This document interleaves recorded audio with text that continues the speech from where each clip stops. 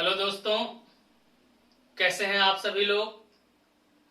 देखिए, हम लोगों ने पिछली क्लास में भारत के संवैधानिक विकास का इतिहास पढ़ना शुरू किया और विगत कई सारे एपिसोड में, कई सारे वीडियोज में, कई सारी क्लासेस में हमने उसे पूर्ण रूप से फिनिश करने का एक प्रयास किया है कि आपको क्रम से कैसे कैसे भारत का संवैधानिक विकास हुआ और भारत में संविधान का निर्माण कैसे हुआ, संविधान सभा कैसे बनी, संविधान कैसे लिखा गया, इस पूरे प्रारूप पर हम लोग एक डिटेल डिस्कशन लेके करते हुए चल रहे हैं। इसी को आगे प्रोसीड कर रहे हैं।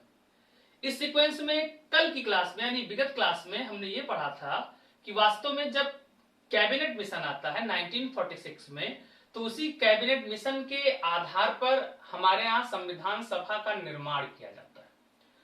तो वास्तव में कैबिनेट मिशन वो बेस है, वो गाइडलाइन है जिसने हमारे संविधान सभा के निर्माण की रूपरेखा तैयार करवाई।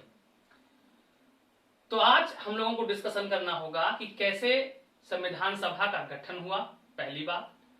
दूसरी हम लोग ये डिस्कस करेंगे कि संविधान सभा का गठन हो जाने के बाद दूसरी बात हम लोगों को देखना होगा कि संविधान का निर्माण कैसे हुआ। और तीसरी बात हम लोगों को डिस्कस करना होगा कि वास्तव में अगर देखा जाए तो जो माउंटबेटन योजना है, 3 जून प्लान है, जिसे हम लोग आगे चल करके भारतीय स्वतंत्रता अधिनियम 1947 कहते हैं, इसके आधार पर कैसे हमारे भारत को आजादी मिली, कैसे भारत का बंटवारा हुआ, कौन कौन से वो कंडीशन थे जिसके कारण भारत का बंटवारा करना पड़ा, इन सारी चीजों पे हम लोग आज डिस्कशन करेंगे। तो चलिए साहब, आज की क्लास स्टार्ट करते हैं। इसे स्टार्ट करने से पहले आप लोगों से हम ये कहना चाहेंगे कि आप लोगों ने विगत जो भी हम लोगों ने भारत के संवैधानिक विकास के बारे में अध्ययन किया है, उसे बहुत अच्छे से आप लोगों ने अप्रिशिएट किया है, आप लोगों ने अच्छे से कमेंट भी किया है, बहुत अच्छे से उसे आगे बढ़ाया भी है। हाँ, ये संभव है, ऐसा लगता है कि इधर कुछ 1 आध 2 4 दिनों से आप लोग पढ़ने में उतना ध्यान नहीं दे पाए हैं, हो सकता है कोई आप ना पढ़ रहे हो इस समय या किसी कारणवश। लेकिन हम ये आशा करते हैं कि आपको ये चाहिए कि धीरे धीरे करके ये सारे एपिसोड देख करके एक प्रॉपर नोट्स बना करके इसको अच्छे से अपडेट कर लीजिए, क्योंकि ये वो मुद्दा है जो एग्जाम में बहुत पूछा जाता है और पेपर में सवाल जब आएगा तो इससे क्वेश्चन 100% पेपर में पूछा था। आप किसी भी एग्जाम में जाएं, हर एक एग्जाम में आपसे सवाल इससे पूछा ही जाना है।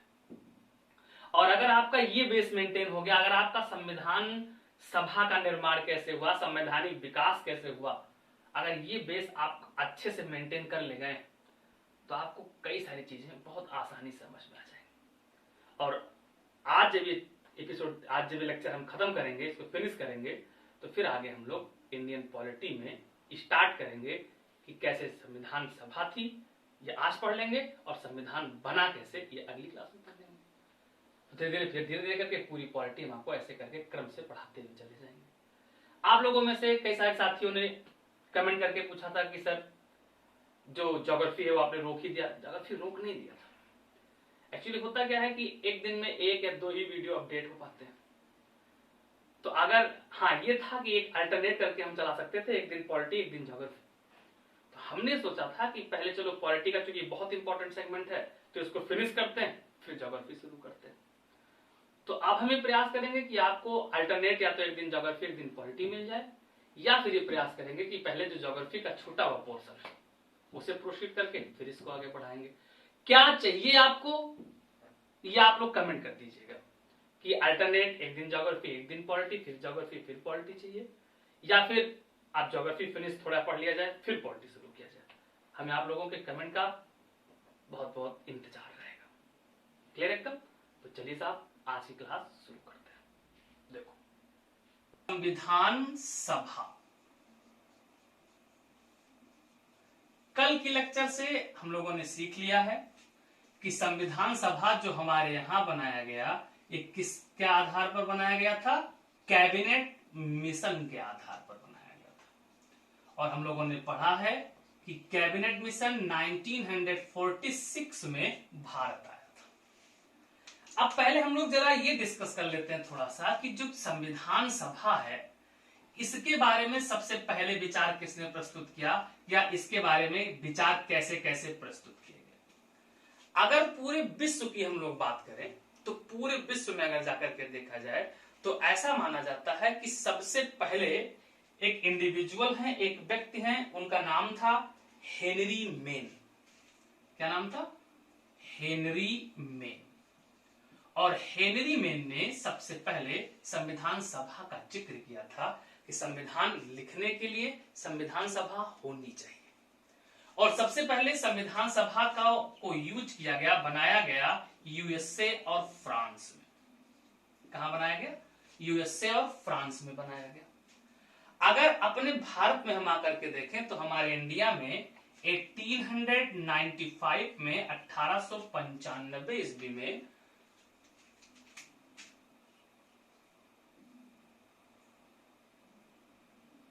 हमने स्वराज विधेयक प्रस्तुत किया था। और इसी स्वराज विधेयक में इन्होंने सबसे पहले, अगर इंडिया में देखा जाए तो सबसे पहले इन्होंने संविधान सभा का अपना दर्शन प्रस्तुत किया था 1895 में।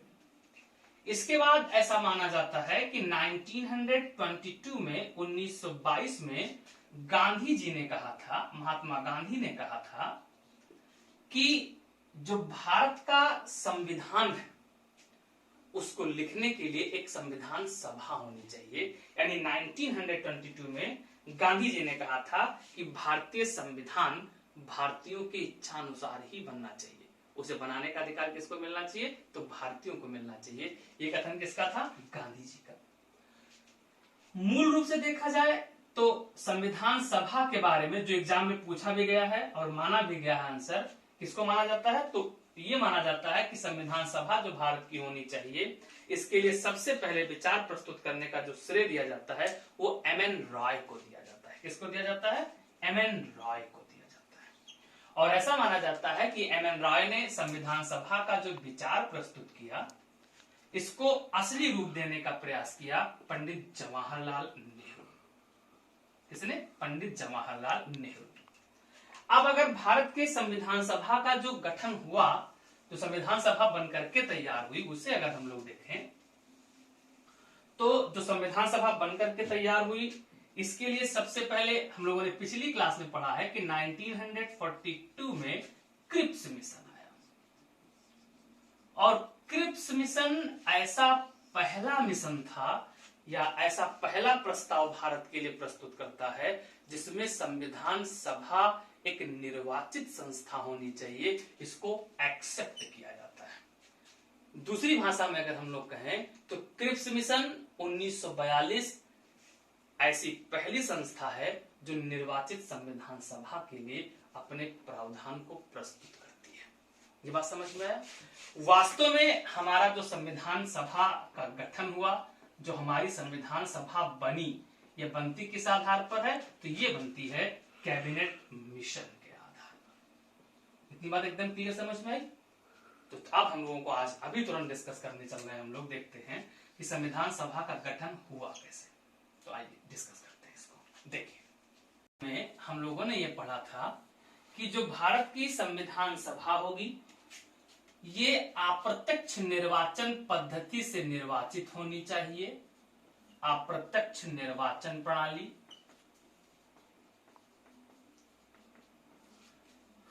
और इसमें यह प्रावधान कर दिया गया था, कल हम लोगों ने डिस्कस किया है, कि प्रति 10 लाख की आबादी पर, कितने पर? तो प्रति 10 लाख की आबादी पर एक व्यक्ति होना चाहिए, किसमें? संविधान सभा में। तो अब अगर हम लोग अपने संविधान सभा की बात करें तो जो उस समय हमारा पूरा भारत था, वास्तव में पूरा भारत अगर देखा जाए तो बेसिक रूप से इसे हम लोग दो भागों में डिवाइड कर सकते हैं। दो भाग कौन कौन से मान सकते हैं? एक को कहते हैं ब्रिटिश भारत, एक कौन सा था? ब्रिटिश भारत। और दूसरा था देसी रियासतें, नेटिव के। मुख्य रूप से ये दो भाग थे। उस समय जो ब्रिटिश भारत था, इसमें कुल 11 प्रांत थे। इन 11 प्रांतों में व्यवस्था कर दी गई थी कि यहां पर विधानमंडल बन चुका था। चूंकि यहां विधानमंडल बन चुका था, इसलिए यह प्रस्ताव रखा गया कि जो विधानमंडल के सदस्य हैं, इन विधानमंडल के सदस्यों के द्वारा किसको निर्वाचित किया जाए, तो विधानमंडल के सदस्यों के द्वारा संविधान सभा के सदस्यों का निर्वाचन किया जाए। यानी सीधे इलेक्शन में जनता वोट नहीं डालेगी, वोट कौन डालेगा, तो विधानमंडल के जो सदस्य होंगे ये वोट डालेंगे और किसको विजयी बनाएंगे, संविधान सभा के सदस्यों। और जो विधानमंडल के सदस्य ये किसके द्वारा निर्वाचित होकर आए होंगे, वहां की जनता के द्वारा। तो वास्तव में अगर अब हम देखें तो जनता ने किसको वोट किया, विधानमंडल के सदस्यों को, और विधानमंडल के सदस्यों ने किसको वोट किया, संविधान सभा के सदस्यों को। तो इस प्रकार जो संविधान सभा के सदस्य होंगे उनका इलेक्शन कैसे हो जाएगा, अप्रत्यक्ष निर्वाचन पद्धति। किस आधार से हो जाएगा, अप्रत्यक्ष निर्वाचन पद्धति के आधार पर हो जाएगा। दूसरी व्यवस्था यह की गई कि जो देसी राजा हैं, इन देसी राजाओं के यहां से मनोनयन किया जाएगा, यानी लोगों को मनोनीत किया जाएगा। तो अब हम देखते हैं कि ब्रिटिश भारत के जो प्रांत थे, कौन कौन से प्रांत थे, किस प्रकार से प्रांतों को बांटा गया था। देखिए, तो इसमें जो ब्रिटिश भारत है, इस ब्रिटिश भारत में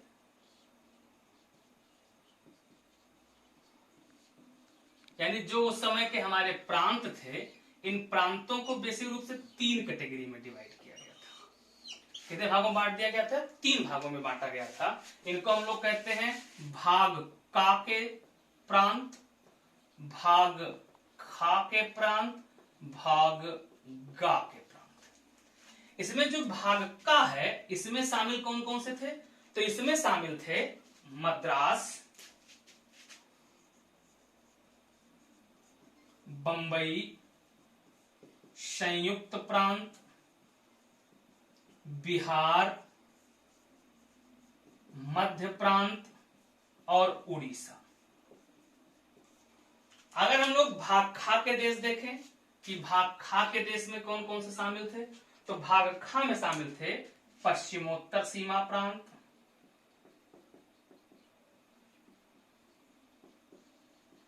कौन शामिल है, पश्चिमोत्तर सीमा प्रांत, पंजाब, सिंध। और उसके बाद अगर भाग गा के देश देखें तो भाग गा के देश में कौन है, असम और बंगाल। और अभी हम लोगों ने पढ़ा था कि ब्रिटिश भारत के तहत कुल कितने प्रांत हुआ करते थे, 11 प्रांत। तो 11 प्रांतों में हम लोगों ने देख लिया, एक मद्रास, दूसरा बंबई, तीसरा संयुक्त प्रांत, चौथा बिहार, पांचवा मध्य प्रांत, छठा उड़ीसा, सातवां पश्चिमोत्तर सीमा, आठवां पंजाब, नौवां सिंध, 10वां असम और 11 कौन सा, बंगाल। उसके बाद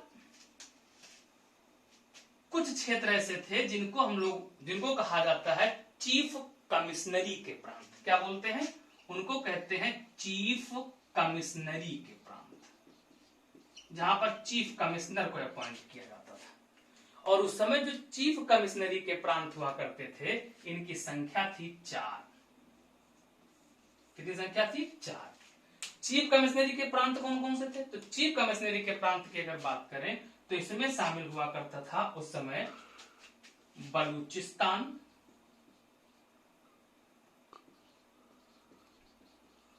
एक हो गया बलूचिस्तान, दूसरा हो गया कुर्ग, एक कौन सा हो गया, बलूचिस्तान, दूसरा कौन सा हो गया, कुर्ग।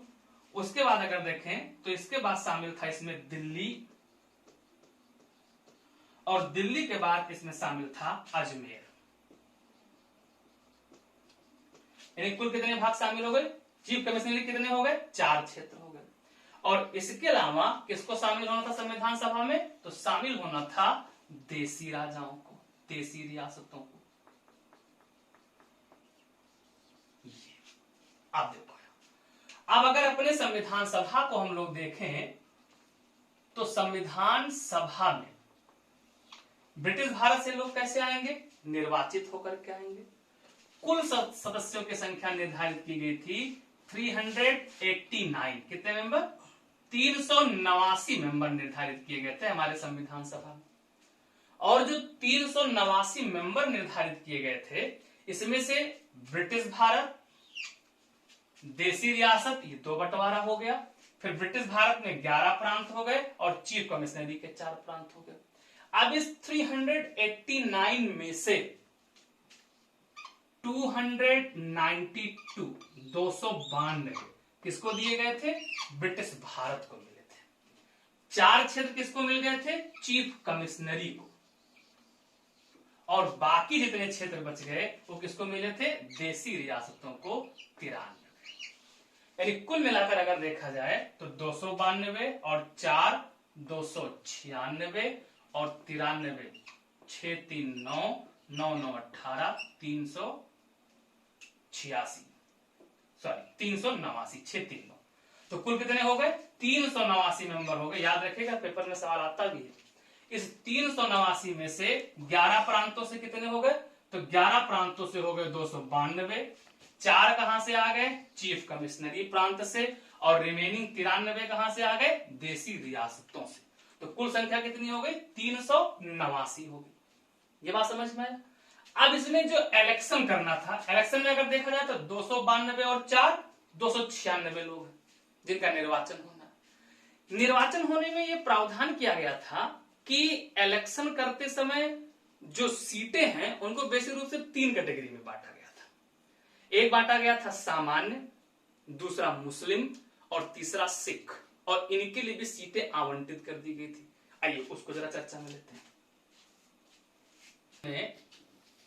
जो सीटों का आवंटन किया गया अभी हम लोगों ने डिस्कस किया है कि 3 भागों में बांटा गया था। यानी सीधी भाषा में कहा जाए तो जो संप्रदाय के आधार पर अगर देखा जाए तो संप्रदाय के आधार पर जो सीटें बांटी गई थी इसको 3 कैटेगरी में बांटा गया था। पहला कहा गया सामान्य क्षेत्र, दूसरा कहा गया मुस्लिम और तीसरा कहा गया सिख।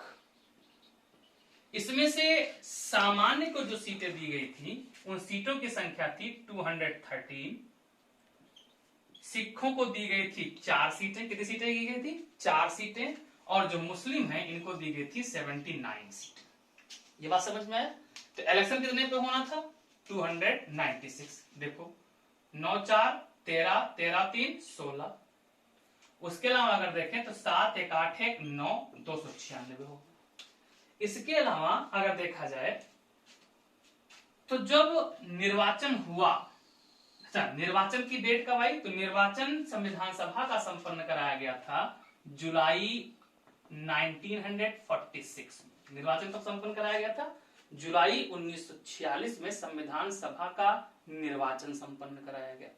जब संविधान सभा का निर्वाचन हुआ, इसके बाद जब मतगणना के बाद रिजल्ट आया, परिणाम आया, तो इस परिणाम में देखा जाए तो जो कांग्रेस है, सबसे बड़ी पार्टी के रूप में कांग्रेस को मिली थी 208 सीटें। कितनी मिली थी?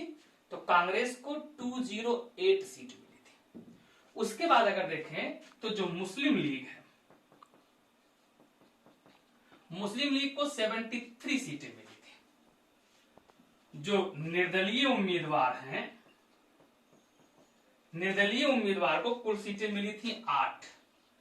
इसके अलावा कई अन्य पार्टियों को भी 1-1 सीटें मिल गई थी। अगर उन पार्टियों के बारे में देखा जाए जिनको 1-1 सीटें और मिल गई थी तो उन पार्टियों में शामिल हो जाएंगी जैसे कि unionistic party, unionistic Muslim party, unionistic scheduled caste, Krishak Praja party, इन सबको भी 1-1 सीटें मिल गई थी। मेरे रूप से आपको इतना केवल याद रखना है कि कांग्रेस को कितनी सीटें मिली? 208।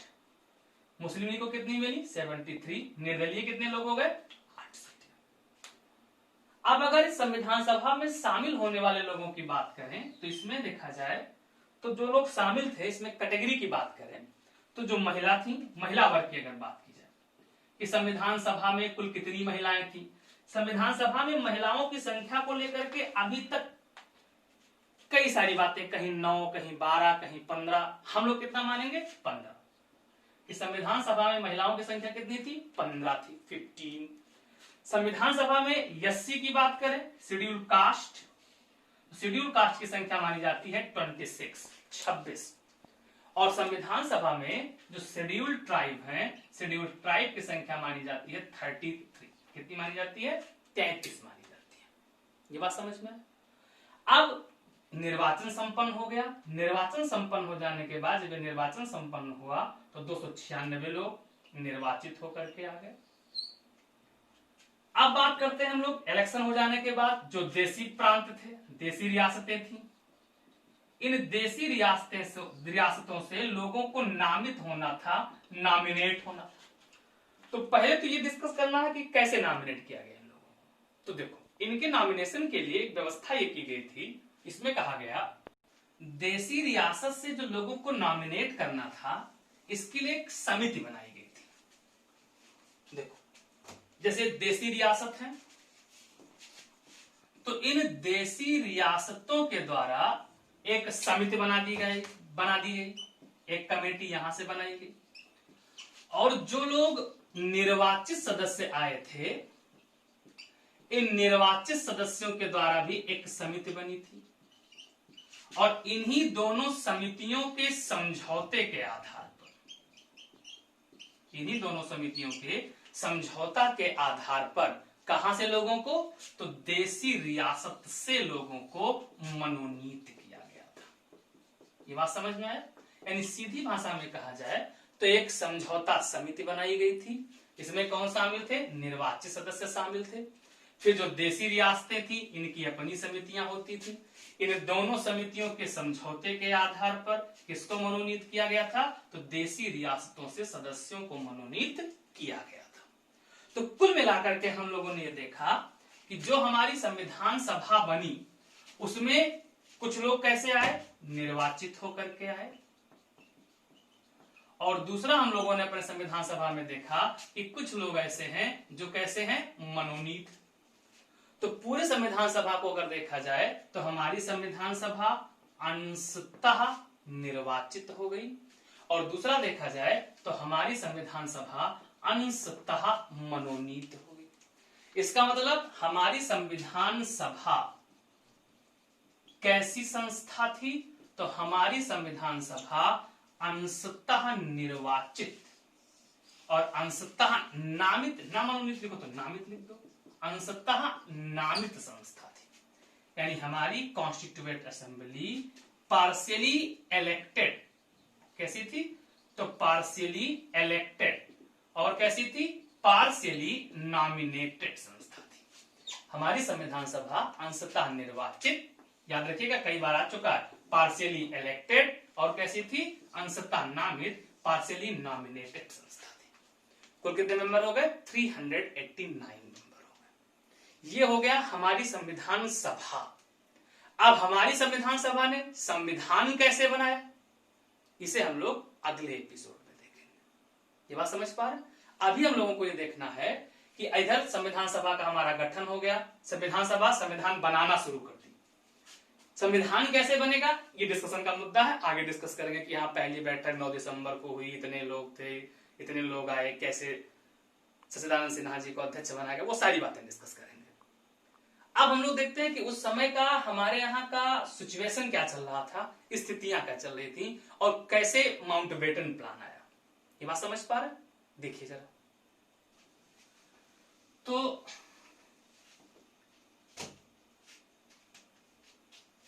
जो संविधान सभा है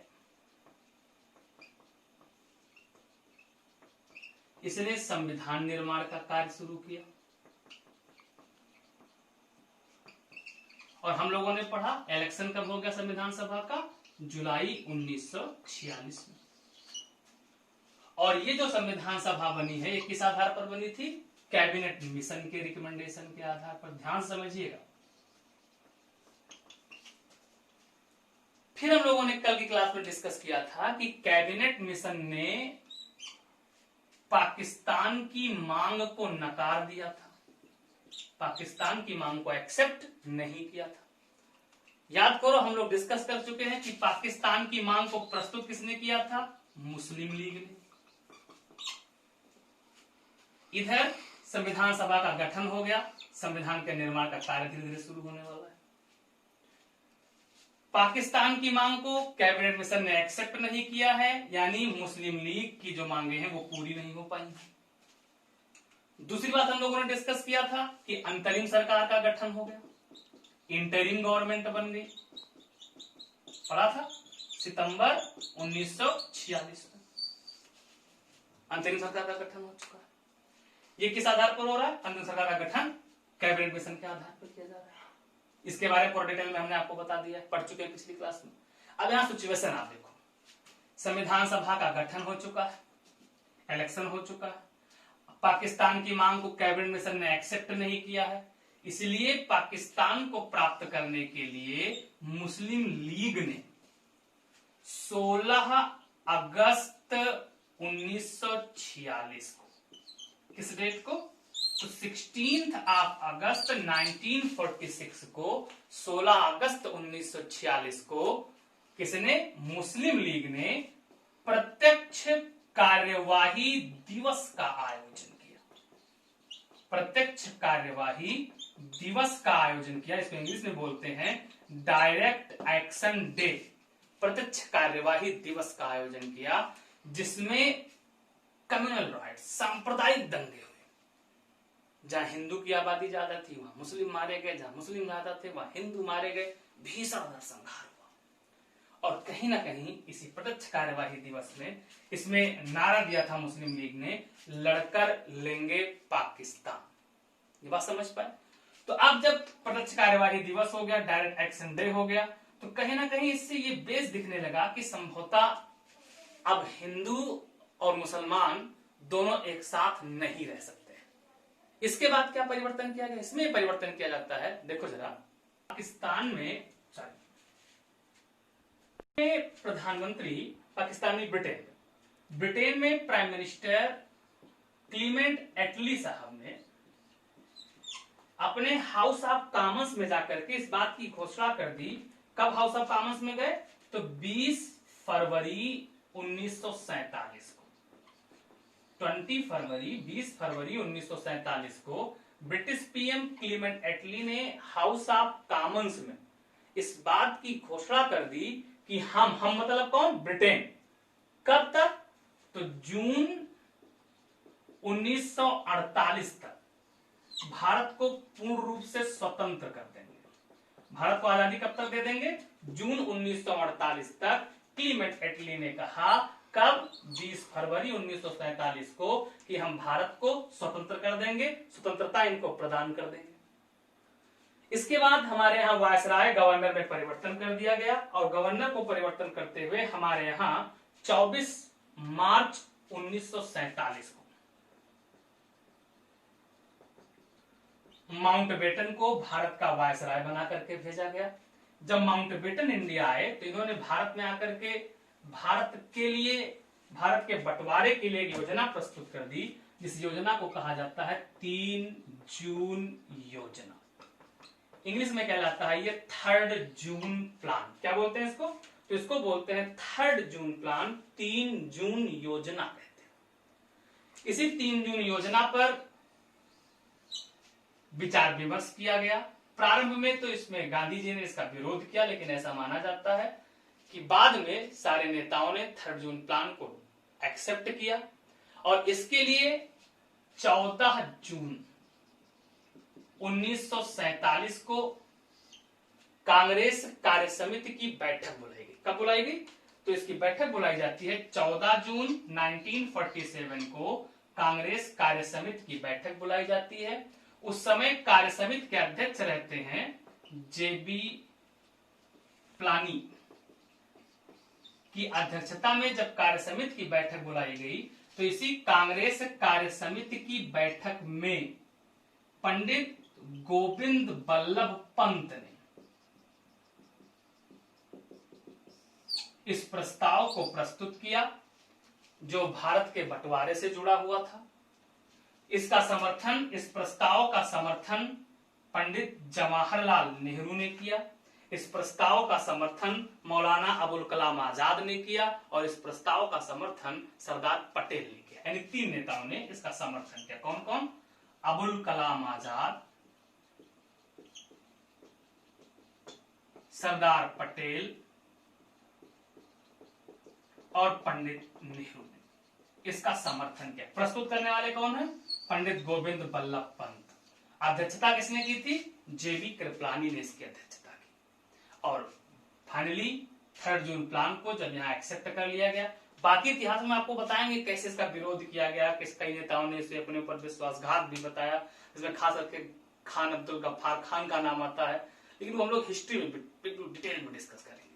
बात समझ पा रहे? देखो, तो अब जब 3 जून प्लान को एक्सेप्ट करने की बात आई तो इसको एक्सेप्ट किया गया और इसी को माउंटबेटन ने प्रस्तुत किया, किसके सामने? अपने प्रधानमंत्री को प्रस्तुत कर दिया। और इस 3 जून प्लान को, या कह सकते हैं भारतीय स्वतंत्रता अधिनियम को, 1947 को ब्रिटिश पार्लियामेंट में प्रस्तुत किया गया, ब्रिटेन की संसद में प्रस्तुत किया गया। और ब्रिटिश पार्लियामेंट में क्लीमेंट एटली ने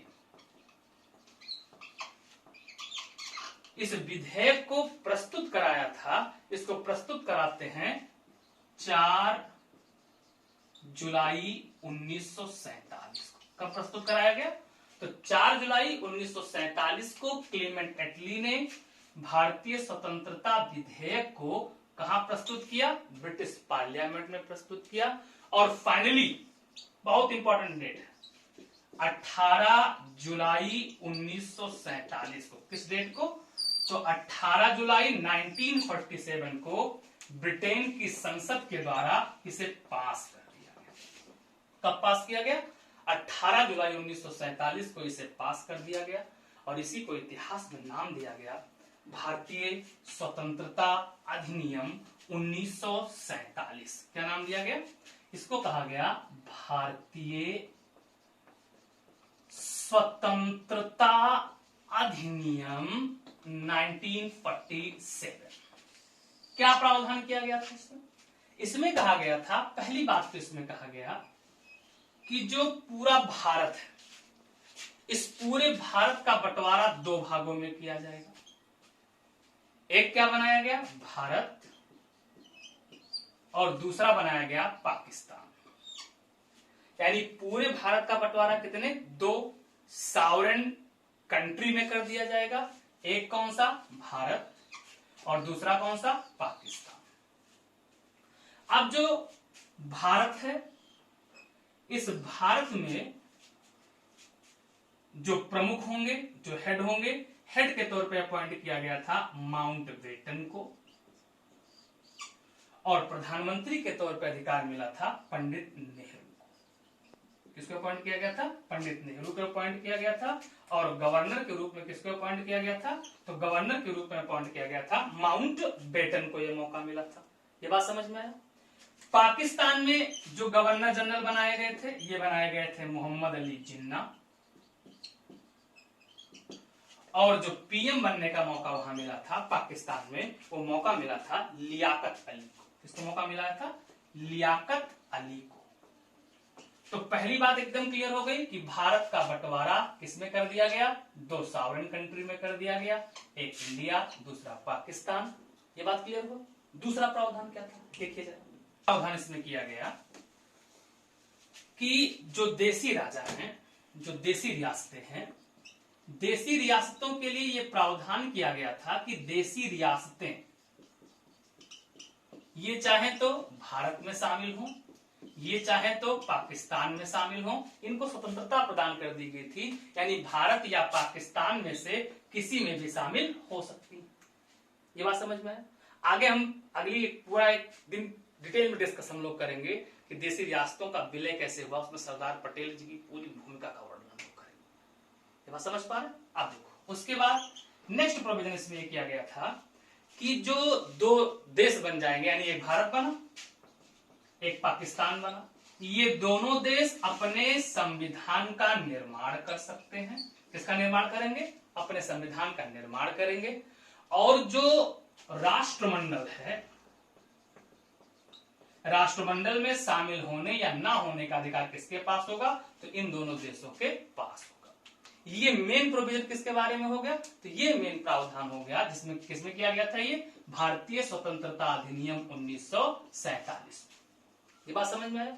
बाकी जब हम लोग ये देसी प्रांत पढ़ेंगे कि देसी रियासतों का विलय कैसे हुआ, वो हम आपको बता देंगे कि जन्म संग्रह कैसे करा करके विलय किया गया था, कैसे कैसे कैसे मिलाया गया, वो सारी बातें डिटेल में डिस्कस करेंगे। सभी बात एकदम क्लियर समझ में आ गई। तो ये हो गया भारतीय स्वतंत्रता अधिनियम 1947 और इस प्रकार 15 अगस्त 1947 को हमारा देश भारत क्या हो गया, आजाद हो गया। क्लियर एकदम। तो आज यहीं तक डिस्कस करते हैं, फिर इससे आगे फुल डिटेल डिस्कस करेंगे। आपसे आग्रह है कि आप सभी लोग ऐसे ही प्रेम बनाए रखिए, अच्छे से वीडियो को देखिए, खूब अपडेट कीजिए, पढ़िए। Thank you. जय हिंद,